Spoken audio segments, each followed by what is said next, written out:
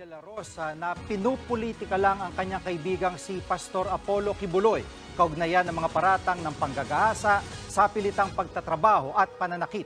Nagbabalik si Mean Los Baños. Hoy! Si Bato, ha? Nakapuntos to sa akin. Alam nyo, tayo po ay hindi blind follower. Okay?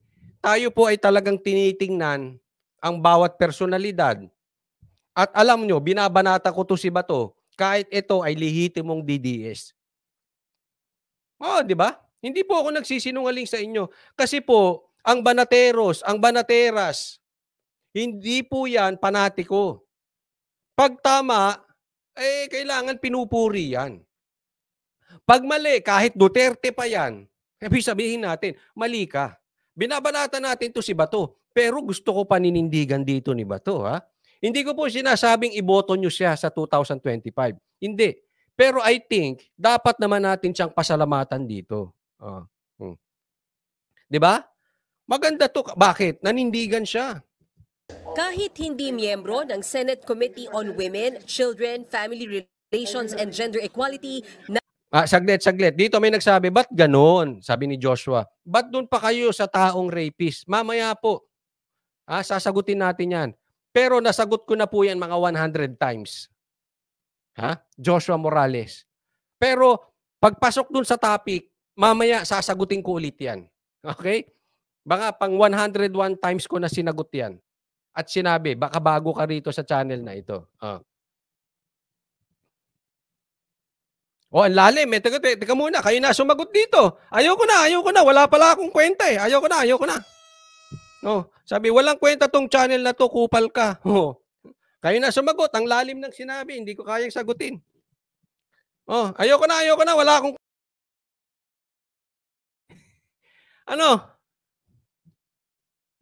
Sabi yan ni Cion. Ewan ko paano niya i-pronounce yun. Wala daw akong kwenta. Ay, kayo na sumagot dito. Ang daming pumapasok na bugok. Maraming nakapasok na bugok. Oy, pakitago niyo yung cellphone niyo. Baka magnanakaw din yan. Baka kampo ng magnanakaw yan. Tago niyo sa cellphone niya, ha? Yung wallet niyo, itago niyo.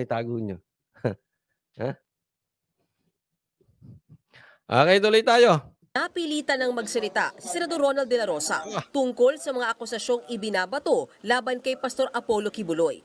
Nangangamoy politika raw ang pagdinig dyan ng komite ni Senadora Risa Ontivero. Totoo naman. Anong nangangamoy politika?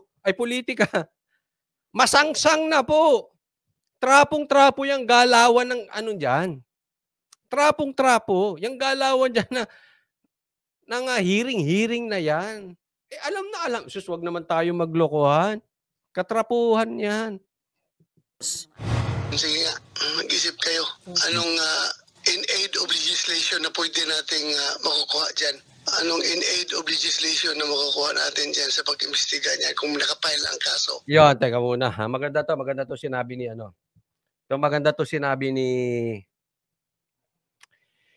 Senator Bato. Again, hindi ko, binanata ko to si Senator Bato, patas po tayo. But this time, nanindigan eh. Alam nyo kung ba't ko gusto to si Senator Bato? Ngayon, sa ngayon. Okay? Madali po kasing kumampi sa isang tao nang meron kang pakinabang. Etong ginagawa ni Senator Bato, sa tingin ko, this is very risky move. Re-electionist siya. At kailangan niya ng suporta ng administrasyon. Di ba? May mga DDS. Paramdam. Hoy, magparamdam naman kayo. Di ba? Bagamat may mga sabi to si Senator Bato, eto nga yung kanyang ginagawa ay maganda. Nanindigan siya, hindi siya naging duwag. Kahit na re-electionist siya. Maganda, magaling. Maganda po yung tuloy natin. Pat kung may kaso naman ng inihain ang Department of Justice. Nahaharap si Kibuloy sa mga akusasyon ng panggagahasa, sapilitang pagtatrabaho at pananakit sa mga dating miyembro ng Kingdom of Jesus Christ. Martes nang ipag-utos ng DOJ ang paghahain ng kasong sexual abuse at qualified human trafficking laban kay Kibuloy. Tingin ni De La Rosa, hindi magagawa ng pastor ang paratang, lalo't Son of God anya ito. If you ask my opinion about him, he is highly respected. Ako mismo humahanga sa kanya. He is the Son of God. So, least expected ko sa kanya na gumawa ng ganong offense. Okay. Ito. Linawin ko lang po mabuti. Hindi po ako sa reliyon ni Kibuloy. So, pagdating sa reliyon, hindi po ako nag-a-agree sa kanya. Ganun na rin po sa mga Muslim, sa mga Buddhist, iba po ang aking reliyon. Okay? But it doesn't mean na ibang aking reliyon, dapat kong bastusin ang ibang religion. Never ko pong ginawa yan. Yan ang paniwala nila. Kung yan ang paniwala nila, nire-respeto ko sila dyan. Nasa sa kanila yon. Pero iba po kasi yung usapin na sasabihin, bakit? Ganyan. Son of God, sinasabi niya, doon hindi ako naniniwala. Tapos sasabihin, kanina kasi sinasabi dito ni bakit kayo nandiyan sa rapist? Tatandaan po natin, ha? Huwag niyo pong kakalimutan. Ito, laging pumasok sa isip ng mga Pilipino. An accused is considered innocent until proven guilty. Sa Tagalog, ang isang tao ay inosente hanggat sa napapatunayan. Hindi napatunayan ni Boying Remulla na gaya na sabi niya, hindi napatunayan ni Ontiveros, hindi napatunayan ng kung sinong galit sa kanya dyan ng mga politiko, kung hindi napatunayan mismo sa korte ng bansang Pilipinas. So ngayon, inosente po si Kibuloy. Huwag niyong kakalimutan. Kasi alam nyo, kaya ako merong puso sa ganito. Naging biktima po ako ng chismis. Madali kasing magbintang sa tao. Di ba? Pag galit sila sa'yo, bubutasan ka talaga. Ang problema dito, mapanghusga ang taong bayan. Let's just be fair.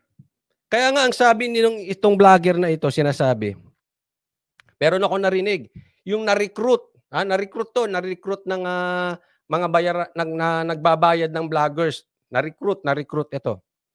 Ang punto niya, bakit hindi nyo ba ipahuli yan? Diba? Bakit hindi sumunod sa batas? Rapist Ganyan. Hindi po. Hindi naman po namin inaawat na siya ay hulihin kung siya ay napatunayan lang. Ang problema lang, ang ipinagtatanggol namin dito ay due process. Bakit kasi gusto nyong babuyin ang isang tao kaysa ay si Kibuloy o kahit sino pa man, bakit nyo kailangan babuyin diyan? Gawin nyong trial by publicity, ipahiya nyo sa taong bayan. Yan po ang sinasabi ni Senator Bato at yan din ang sinasabi natin dati pa. Hindi namin kinakampihan si Kibuloy. Dalahin nyo sa korte. Kasi alam na alam natin ang panig ni Ontiveros. Alam na alam natin ang panig ng Kamara. Paano makakapag imbestiga? Kasi investigasyon lang yan, ha. In aid of legislation, gagawa lang ng batas. Hindi yan para sabihin kung may kasalanan si Kibuloy o wala. Ang pinaglalaban namin dito, wag nyo pong kakalimutan. Kahit ako ay magpunta dyan sa Prayer Mountain o Garden of, ano yan, doon. Ang ipinaglalaban namin, ay ipaglalaban din namin sa kahit kaninong tao. Ano? Due process. Kathleen Kikuchi, maraming salamat po. Thank you po, Kathleen Kikuchi. At alam nyo, isa sa pinaglalaban ko bukod sa due process, Kasi si Kibuloy may bayag.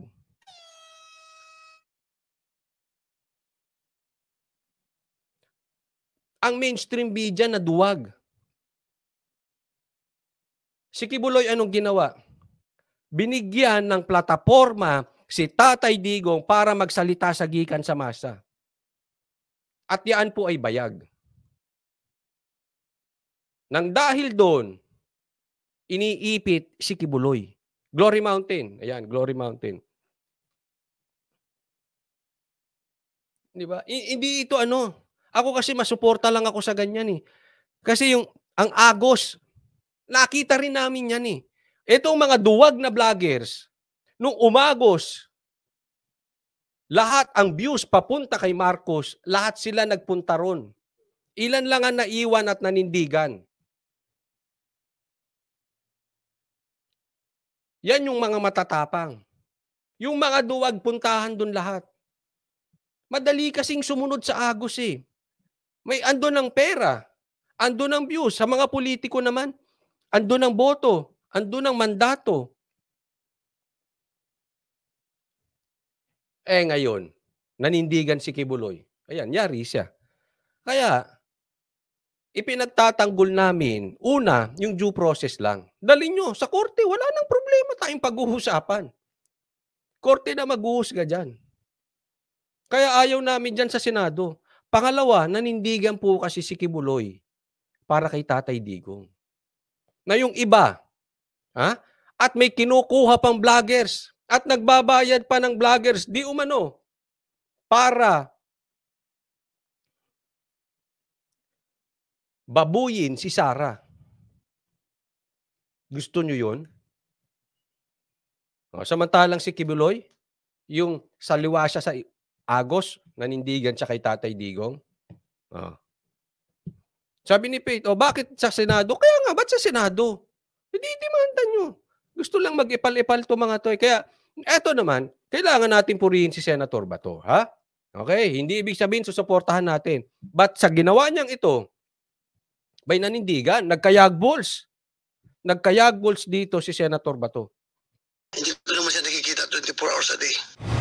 Kinukuha na ng News 5 ang panig ni Senadora Risa Ontiveros na nanguna sa mga pagdinig.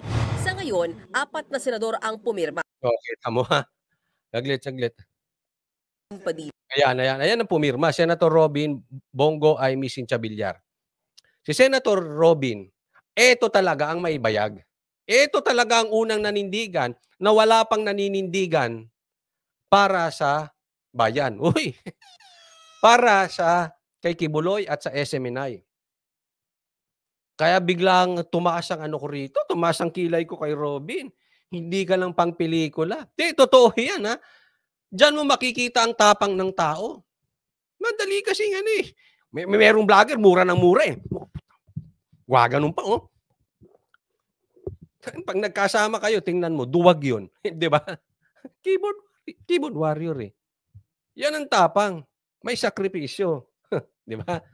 Di ba? Bilib ako dyan kay si Bongo. Yan, nanindigan. Bagamat, tahimik. Amy. Cynthia Villar. Eto naman si Amy, medyo duda pa rin ako. Alam nyo kung bakit? Para silang namamangka sa dalawang ilog lang. Diba? Para may nakataya sa Marcos, yan si Tamba. Tapos si Amy nakataya sa Duterte.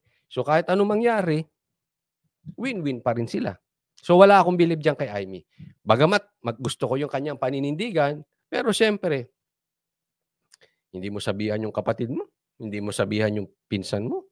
Ano yan? Diba? Ano yan?